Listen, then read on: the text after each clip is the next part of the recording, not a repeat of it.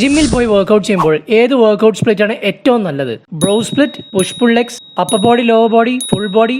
ഈ എല്ലാ സ്പ്ലിറ്റ്സിനും അതിൻ്റെതായിട്ടുള്ള പോസിറ്റീവ്സ് ഉണ്ട്, നെഗറ്റീവ്സ് ഉണ്ട്. ബട്ട് ഈ പറഞ്ഞതിൽ ഒന്നുമല്ല ഏറ്റവും നല്ല സ്പ്ലിറ്റ്.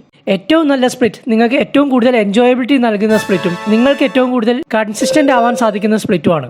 അതുപോലെ തന്നെ നിങ്ങൾക്ക് നിങ്ങളുടെ സ്പ്ലിറ്റ്സിൽ നിന്ന് നല്ല റിസൾട്ട്സ് ഉണ്ടാവുന്നുണ്ടെങ്കിൽ, ഇഞ്ചുറീസ് ഉണ്ടാവുന്നില്ലെങ്കിൽ, റിക്കവർ ചെയ്യാൻ പറ്റുന്നുണ്ടെങ്കിൽ ഞാനൊരു വീഡിയോ പോസ്റ്റ് ചെയ്തു എന്ന് വിചാരിച്ചിട്ട് നിങ്ങളുടെ സ്പ്ലിറ്റ്സ് ചേഞ്ച് ചെയ്യരുത്. അതുപോലെ തന്നെ നിങ്ങളുടെ ടൈം അവൈലബിലിറ്റിയും വളരെ ഇമ്പോർട്ടൻ്റ് ആണ്. നിങ്ങൾ ഫാമിലി റൺ ചെയ്യുകയും ബിസിനസ് റൺ ചെയ്യുകയും ഒരു വർക്ക് ചെയ്യുകയും ചെയ്യുന്ന ഒരാളാണെങ്കിൽ ഒരു പക്ഷേ ആഴ്ചയിൽ 6 ദിവസം നിങ്ങൾക്ക് വർക്കൗട്ട് ചെയ്യാൻ സാധിച്ചു എന്ന് വരില്ല. അപ്പോൾ ഡെഫിനറ്റ് ആയിട്ടും ഒരു ബ്രോ സ്പ്ലിറ്റോ പുഷ് പുൾ ലെഗ് സ്പ്ലിറ്റോ നിങ്ങൾക്ക് വർക്ക് ആവില്ല.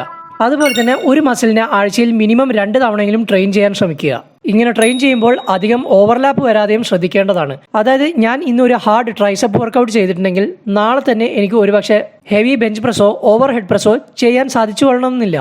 അതുപോലെ തന്നെ നിങ്ങൾക്ക് സാധിക്കുകയാണെങ്കിൽ ഒരു മസിൽ ഗ്രൂപ്പിന് മിനിമം 48 hours എങ്കിലും റെസ്റ്റ് കൊടുക്കാൻ ശ്രമിക്കേണ്ടതാണ്. ഇത് അത്ര ഇമ്പോർട്ടൻ്റ് ആയിട്ടുള്ള ഒരു ഫാക്ടർ അല്ല, ബിക്കോസ് ചില മസിൽസ് അതിന് മുമ്പ് തന്നെ റിക്കവർ ആവും. ഫോർ എക്സാമ്പിൾ റിയർ ഡെൽസും ലാറ്ററൽ ഡെൽസും അതുപോലെ തന്നെ 6 പാക്കും പെട്ടെന്ന് തന്നെ റിക്കവർ ആവുന്ന മസിൽസ് ആണ്.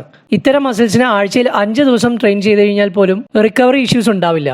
ഇത്രയും കാര്യങ്ങൾ ശ്രദ്ധിച്ചു കഴിഞ്ഞാൽ നിങ്ങൾക്ക് ഡെഫിനറ്റ് ആയിട്ടും ഒരു നല്ല വർക്കൗട്ട് സ്പ്ലിറ്റ് ഉണ്ടാക്കാൻ സാധിക്കുന്നതാണ്. സോ നിങ്ങളിപ്പോൾ ഏത് വർക്കൗട്ട് സ്പ്ലിറ്റ് ആണ് ഫോളോ ചെയ്യുന്നത്? കമന്റ് ബോക്സിൽ നിങ്ങളുടെ ഫീഡ്ബാക്ക് അറിയിക്കുക.